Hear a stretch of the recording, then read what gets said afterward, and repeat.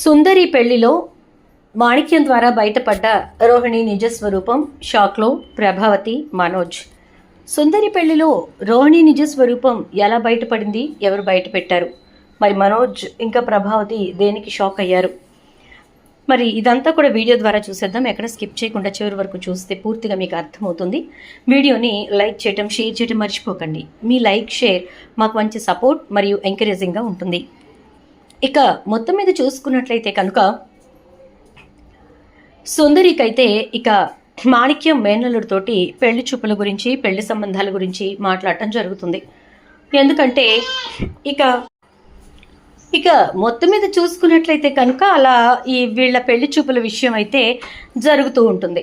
అలా జరుగుతున్నటువంటి పెళ్లి చూపుల విషయంలోనే మాణిక్యం నాకు తను కూతురు వరుస అవుతుంది కాబట్టి ఇక నాకు ఎలాంటి కట్న కానుకలు అక్కర్లేదండి, పిల్లని పంపించండి చాలు, ఎంతో మంచి పిల్ల కాబట్టే తొందరపడకుండా, తప్పు జరగకుండా చాలా జాగ్రత్తగా మా మేనల్లుడిని మోటివేట్ చేసి ఎక్కడికి వెళ్లకుండా, ఎక్కడికి తీసుకెళ్లకుండా వాళ్ళ ఫ్రెండ్ వాళ్ళ ఇంటికే తీసుకెళ్ళింది అని చెప్పి మాణిక్యం మెచ్చుకుంటాడు. ఇక కామాక్షి వాళ్ళైతే చాలా సంతోషపడతారు ఆ మాటలతోటి. ఈలోపు బాలు వాళ్ళు వాళ్ళ ఇంటికి వెళ్ళి మొత్తానికి సుందరి ప్రేమించిన అబ్బాయి వాళ్ళ తల్లిదండ్రులని ఒప్పిస్తారు. అందరూ కలిసి ఒక రోజున పెళ్లి చూపులు మాట్లాడుకుంటారు. ఇక అందరూ ఆ రోజున పెళ్లి చూపులకి మొత్తం అంతా కామాక్షి వాళ్ళ ఇంటికి రావాలి అని చెప్పేసి అనుకునేసరికి ఆ రోజు మాణిక్యానికి ఏదో పని పట్టడంతో మాణిక్యం రాలేకపోతాడు. అదేంటి, ఆయన గారు రాలేదా, మాకు ఆయన మరిదిగారు అవుతారు అనుకుంటా అంటే, అవునండి మీకు మరిదిగారే అవుతారు మా అన్నయ్య అని చెప్పి అంటుంది పెళ్లి కొడుకు తల్లి. రాలేదా అని అనేసరికి ఇక మాణిక్యం గురించి మాట్లాడుకున్న తర్వాత, ఎవరు వదినా, ఎవరి గురించి మాట్లాడుతున్నావు అంటుంది ప్రభావతి.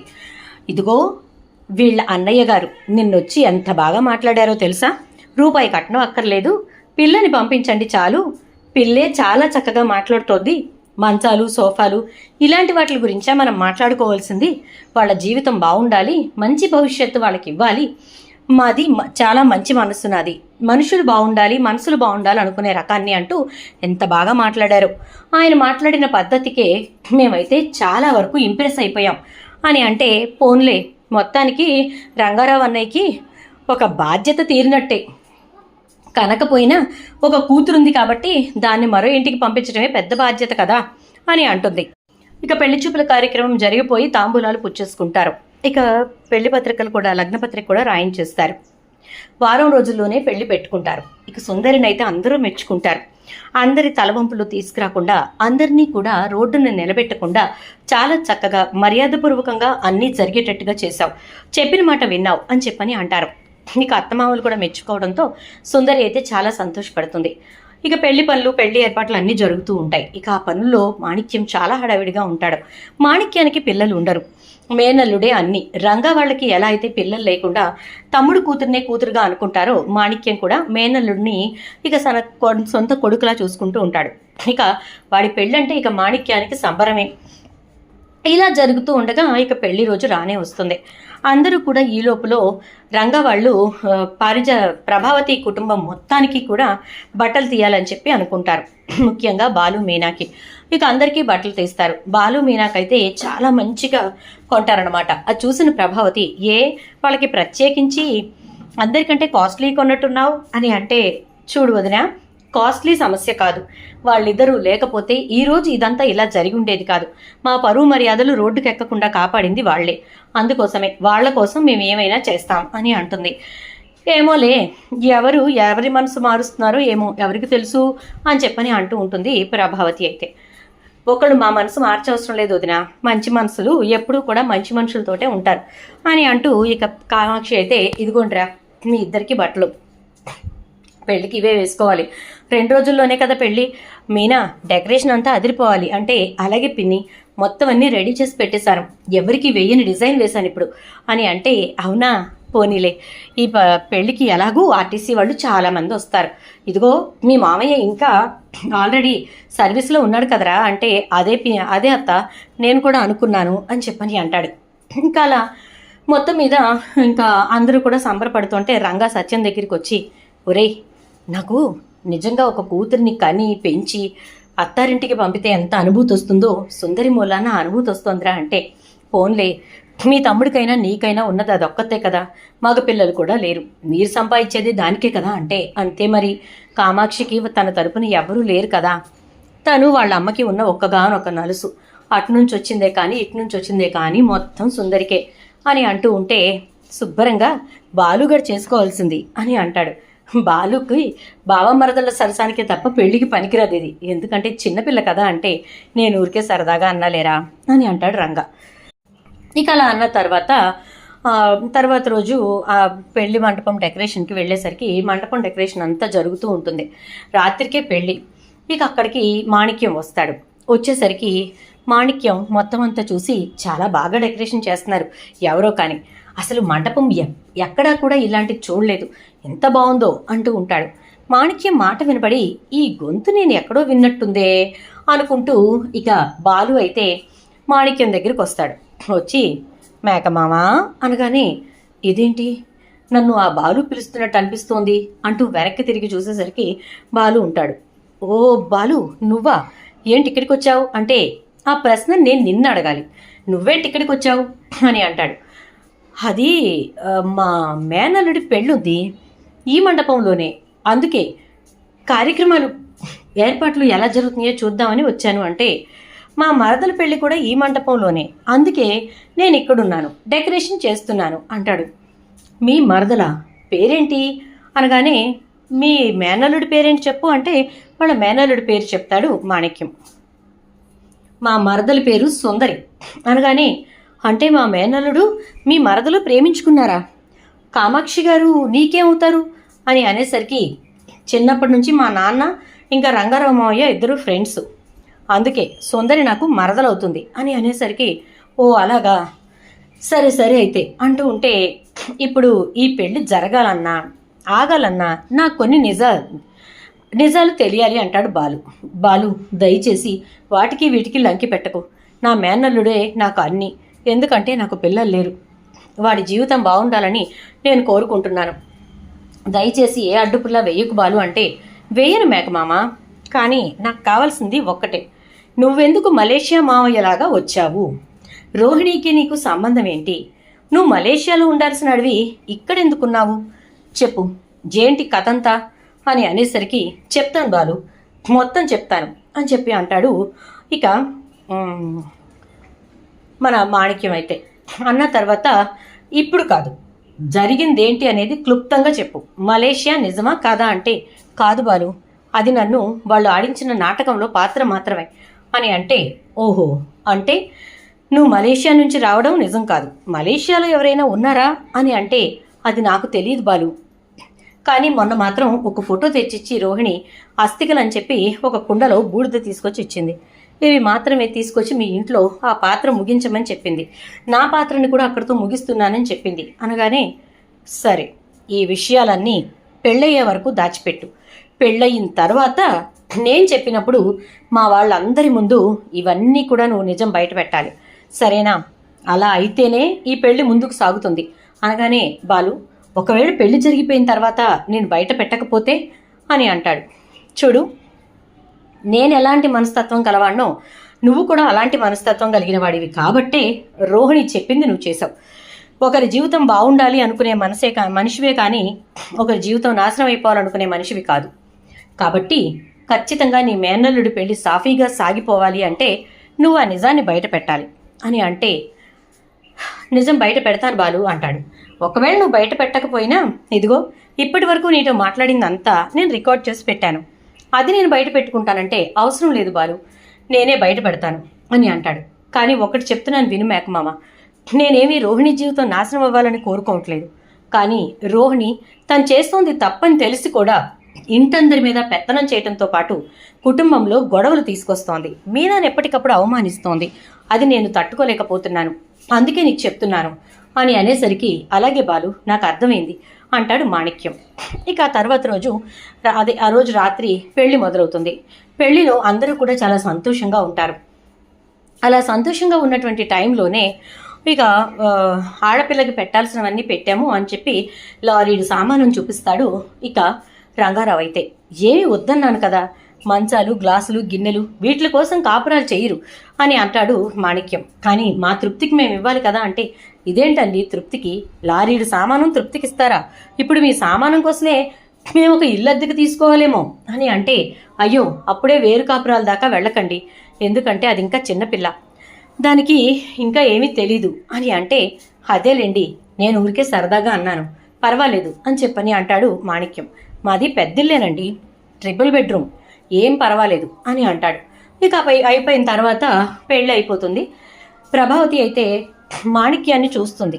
ఒరే బాలు, మాణిక్యం గారితో నువ్వు మాట్లాడుతున్నావు, ఈ మలేషియా మామయ్య ఇక్కడికి వచ్చాడేంటి అని చెప్పనంటే, అన్నిటికీ నీకు పెళ్ళైన తర్వాత క్లారిఫికేషన్ ఇస్తాను, నువ్వు కంగారు పడిపోయి పెళ్లి మధ్యలోకి వెళ్ళి ఆయన్ని నిలదీసి ఇవన్నీ చేయకు అంటూ ఉంటే, ఈలోపు రోహిణి మాణిక్యం దగ్గరికి వచ్చి, ఎట్టి పరిస్థితుల్లోనూ నిజం మాత్రం బయట పెట్టకు, నీకు దండం పెడతానంటే పరిస్థితిని బట్టి చూస్తాను, దయచేసి నన్ను మాత్రం ఇబ్బంది పెట్టకు రోహిణి అని చెప్తాడు.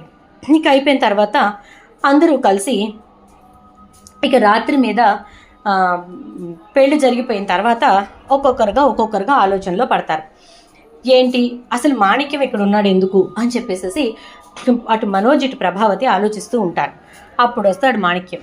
నమస్కారం అమ్మా అని చెప్పని అంటే, ఆ నమస్కారం ఏంటి ఇక్కడ అని అంటే, నా మేనల్లుడు పెళ్ళమ్మా అంటే, నీ మేనల్లుడా అంటే రోహిణికి తమ్ముడు అవుతాడు, మరి రోహిణి ఈ పెళ్లి మాకు సంబంధించిన వాళ్ళదే అని చెప్పను కూడా చెప్పలేదు కనీసం అని అంటే, వాడు నాకు మేనల్లుడు కానీ రోహిణికి తమ్ముడు కాదమ్మా అనగానే, అదేంటి నాకు అర్థం కాలేదు అంటుంది ప్రభావతి.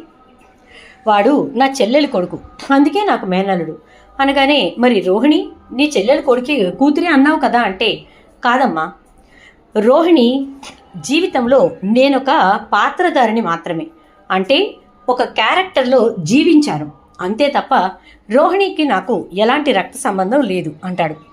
క్యారెక్టర్లో జీవించావా?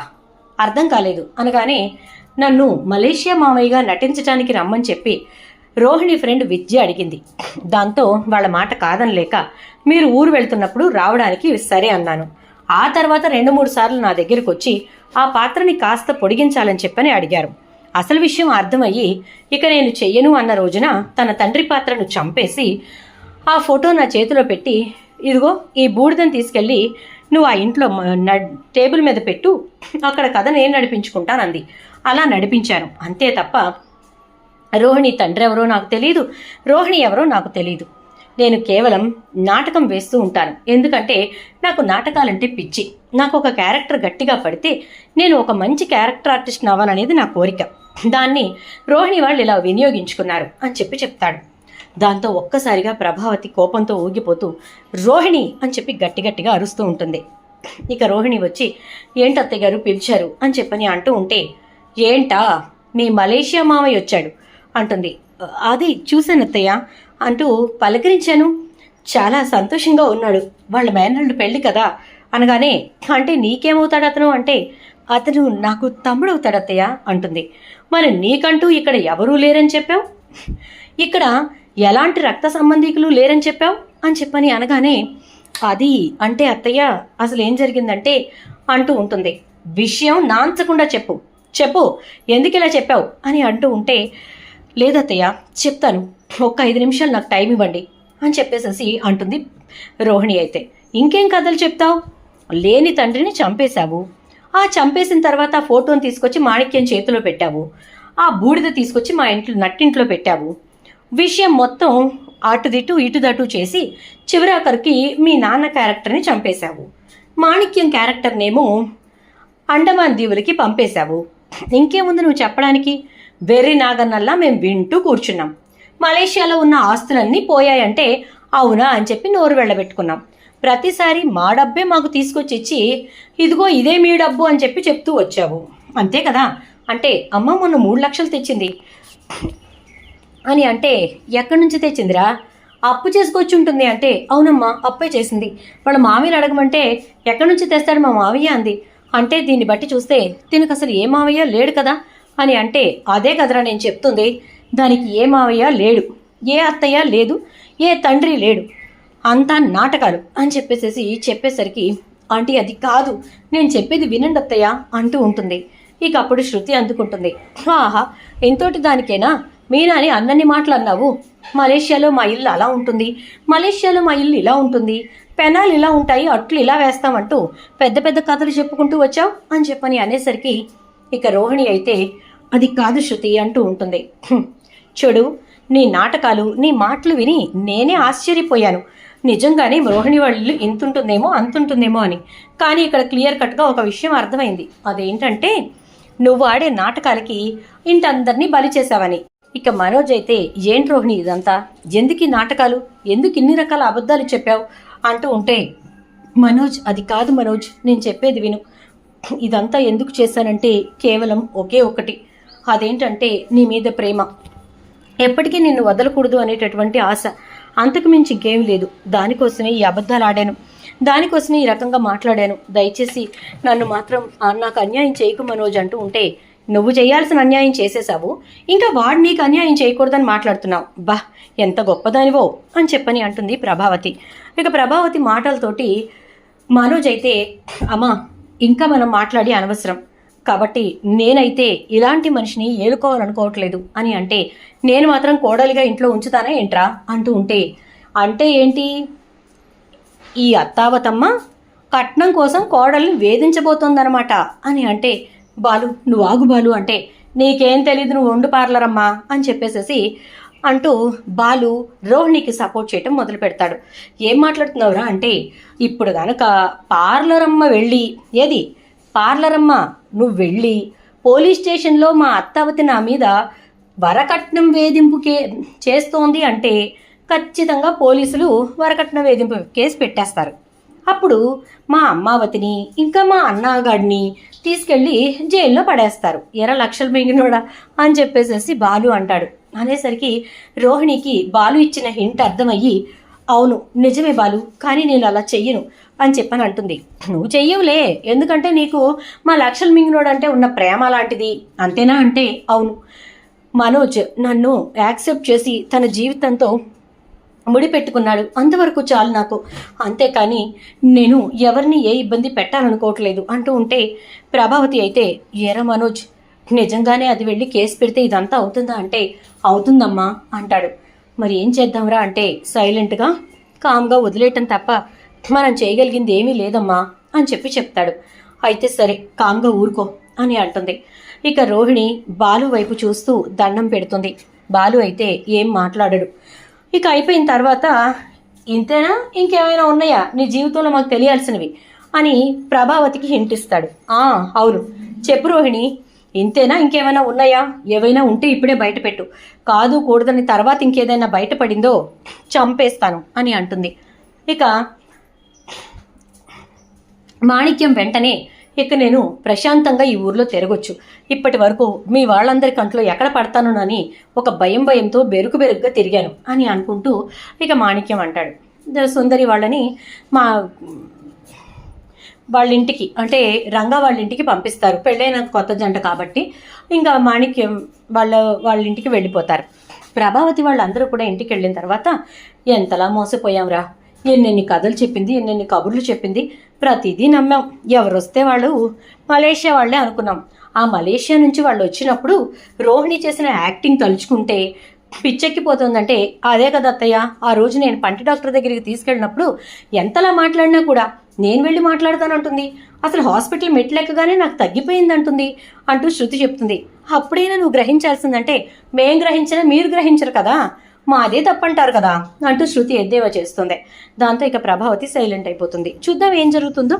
వీడియో నచ్చితే లైక్ చేసి షేర్ చేయండి, ఛానల్ సబ్స్క్రైబ్ చేసి పక్కనే బెల్ ఐకాన్లో ఆల్ ట్యాప్ చేయడం మాత్రం అస్సలు మర్చిపోకండి. Thank you.